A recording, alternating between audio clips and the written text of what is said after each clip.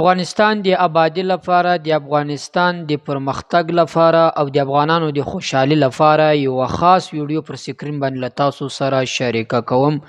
چې کچېرې په دغه خبره باندې عمل وکړل شي دا به افغانستان ته ډېر زر ترقي ورکړي او نور خلک به هم دې ته وهڅوي چې هغه په افغانستان کې خپلې هغه سرمایه کاري وکړي چې په هغه سره د افغانستان ولس ته او افغانستان ته ګټه ورسوي. راځئ د عزیزي ګروپ د یوه ویډیو له تاسو سره پر سکرین باندې پر دې مورد باندې شریکه کوم. د عزیزي بنسټ افغانستان کې د سرطاني ناروغیو درملنې 400 بستریز روغتون د مور او ماشوم خوندیتوب 200 بستریز زیږنتون د عزیزي له خولې څخه یې واورئ دغه خبرونه بعد خپله ویډیو او د ستاسو طبي په خپل وینا پوهنتون باندې جوړولو او 200 میګاواټه برېښنا د تولید برخو کې 10.15 میلیارډ ډالر پانګونه کوي. د عزیزي بنسټ مشر میرویس عزیزي نن د کابل ښار په انټر کانټیننټل هوټل کې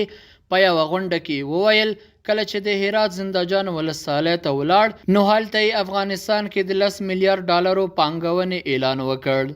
نوموړي زیاته کړه چې سر له سبا به د یادې اندازې په ارزښت د پانګونې عملي چارې پیل شي. بدون د هیڅ کومک د هیڅ اوس یې د له وینا څخه ورلخص زه د حاضر یم چې دغه 10 میلیارډ ډالر سرمایه ګزاري زه په خپل هیواد کې په 15 کلونو کې مخته بوځم د انرژي په برخه کې او نن ورځ غواړم چې شروع یې حد اقل سر د سبا نه د ما د کمپنۍ مسؤلینو ته امارت اسلامي مسؤلین هغه زمینه د دې مسایل کې چې سر د سبا نه دوی په 200 میګاواټ په سولر برق باندې کار شروع کړي. میرویس عزیزي وویل چې کابل کې به د سرطاني ناروغیو د درملنې 400 بستریز معیاري روغتون جوړولو په برخه کې 500 میلیون امریکایي ډالر پانګونه وکړي. مخکې زما دا فکر و چې 100 میلیون ډالر به دا شفاخانه جوړه شي خو دا ورور چې دلته دا پروګرام مخته بیایي دا خبر نه و ولې زما پروګرام نن د دې دپاره 500 میلیون ډالر ده چې اساسي شفاخانه جوړیږي نو د هغې دپاره باید شفاخانه کالج او ټول ډېر شیان چې هغه جوړ شي ځکه هغه وسایلو شیان چې اخیستل چې افغانستان ته ترقي وکړي د اینه تر ځای ته پورې ټوله تداوي دا شیان باید وشي. د ریاست الوزرا اقتصادي مرستیال ملا عبدالغني برادر په دغه غونډه کې د عزیزي بنسټ له لوري په بېلابېلو برخو کې د پروژو پلي کول په افغانستان کې د خصوصي پانګونې لپاره یو مهم ګام وباله. دا یې وایي چې یاد بنسټ د کابل ښار په 8مه ناحیه کې په 350 جریبه ځمکه کې د څو سترو پروژو او د تاسیس عملي چارې پیلوي. څرنګه چې د عزیزي ګروپ له لوري په کابل کې د سرطاني ناروغیو د تداوی 400 بستریز معیاري او مجهز روغتون د مور او ماشوم د خوندیتوب لپاره 200 بستریز زیږنتون معیاري 200 پر دې تعداد تر نرسنګ انسټیټوټ طبي پوهنتون او د هیواد یتیمانو ته د پالنې او روزنې مرکز جوړولو په برخه کې غټ کار د کوکرس عملي چارې پیلېږي.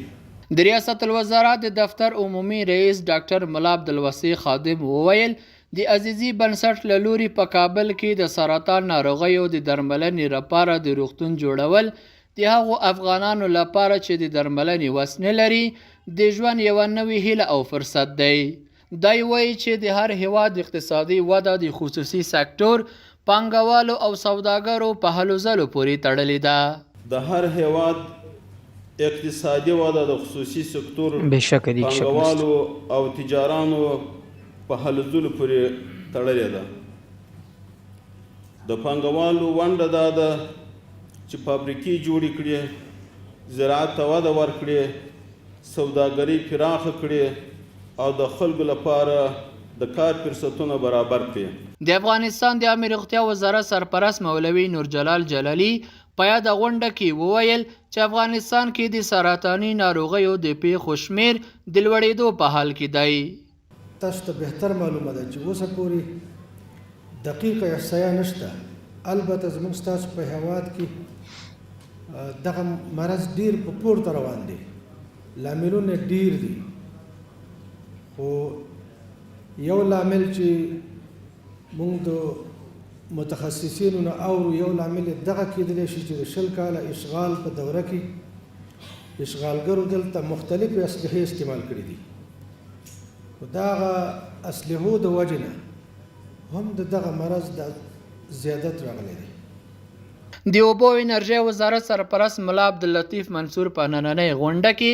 د عزیزي بنسټ له لوري هیواد کې د پانګونې د هرکلي ترڅنګ دغه بنسټ ته د بشپړې همکارۍ ډاډ ورکړ. دی وایي چې د لومړنیو اټکلونو او سروېګانو له مخې افغانستان کولی شي په زرګونه میګاواټه برېښنا تولید کړي او اوس مهال د داخلي تولید او وارداتي برېښنا په ګډون 1000 میګاواټه برېښنا موجوده ده. زموږ د اوبو او انرژي وزارت هغه تخنیکي ټیمونو چې مطالعات کړي، البته دغه مطالعات زیاتېدلی هم شي. موږ په افغانستان کې 10 تر 3000 میګاواټه برق تولیدولی شو او اوس په افغانستان کې موږ که وارداتي برېښنا ده او که هغه زموږ کوم منابع دي له هغه نه موږ برېښنا تولیدوو یا بعضې سرمایه‌ګزارانو شي جوړ کړي، موږ 1000 میګاواټه برق لرو. دغه راز د صنعت او سوداګرۍ وزارت مرسل مولوي احمد الله زاهد وویل افغانستان د باکیفیته درملو د وارداتو په برخه کې له ستونزو سره مخ دی. دی وایي چې که په کور دننه د درملو معیاري تولید ته پاملرنه وشي د افغانستان لویه برخه اړتیاوې به پوره شي. دوستانو دا ویډیو له تاسو سره شریکه کړه چې د عزیزي ګروپ مشر داسې یو اعلان کړی د یقیني د ستایلو وړ ده که چیرې په دې باندې عمل وکړل سي او د دې ښه سپورټ وکړول سي افغانستان ته به دا ډېر زر ترقي ورنصیب کړي. یعنې په میلیاردونو ډالر دی په افغانستان کې خپله پانګونه کوي. اولین هغه تجار ده چې په دومره تعداد باندې په دومره زیاتو روپو باندې په داسې یو هیواد کې چې هغه هیواد تر اوسه چا نه په رسمیت پیژندلی چې په هغه هیواد کې تر اوسه مثلا د دې هیواد را روان مستقبل هم د حکومت ته معلوم نه ده چې آیا دا حکومت به تر ډیره وخته پورې وچلیږي که به نه وچلیږي دا هم معلومه نه ده. خدای بیا هم دومره جرأت کوي، یعنې د ده غیرت ته د ده هغه دغه ته سلام ده چې دی پر داسې ترتیب باندې په داسې وخت حساس وخت کې هم دی داسې یو اعلان کوي او اولین له هغه تجارانو څخه دی میدان ته رادانګي او داسې یو اعلان کوي چې په میلیاردونو ډالر دی په افغانستان کې پانګونه کوي. هغه د برق په شکل کې چې مثلا هغه هم جوړولی شي د هغه په دغه کې او ورسره د روغتون په حقله باندې مثلا چې جوړوي او ورسره د کالجونو د تعلیم په حقله باندې دغه کم 3 شیان چې دی اعلان کړي دي دی د دغه کوشش کوي چې په افغانستان کې یې جوړ کړي. دا نه تنها چې افغانستان ته ګټه کوي، که چیرې عزیزي ګروپ مشر د میرویس عزیزي دا کار وکړي او دا ترسره کړل سي په دې کې کامیاب سي دا درې سره هغه شیان دي چې په الحال افغانستان ډیر سخت ورته ضرورت لري. د افغانستان ولس و دغو درو غټو شیانو ته په دې اوس موجوده عصر کې په دې اوس وخت کې ډیر اهم دي. په افغانستان کې د افغانستان ولس زیات ورته دې ته ضرورت لري. یو خو به له تعلیم څخه بهر هیواد ته رامنع سي، دلته به کوي په خپل هیواد کې، بل به د علاج د معالجې لپاره و نورو هیوادونو ته نسي مجبوره په خپل هیواد کې به هیواد علاج کوي، بل د برق په شکل کې به هم دی مثلا داسې برقي چې په هغه برق سره به د خپله زندگی په هوسایي باندې یعنې هغه د ژوند مشکلات چې د هغه بیان نه وي او له هغه برق څخه به خپله زندگی مثلا پر ښه انداز باندې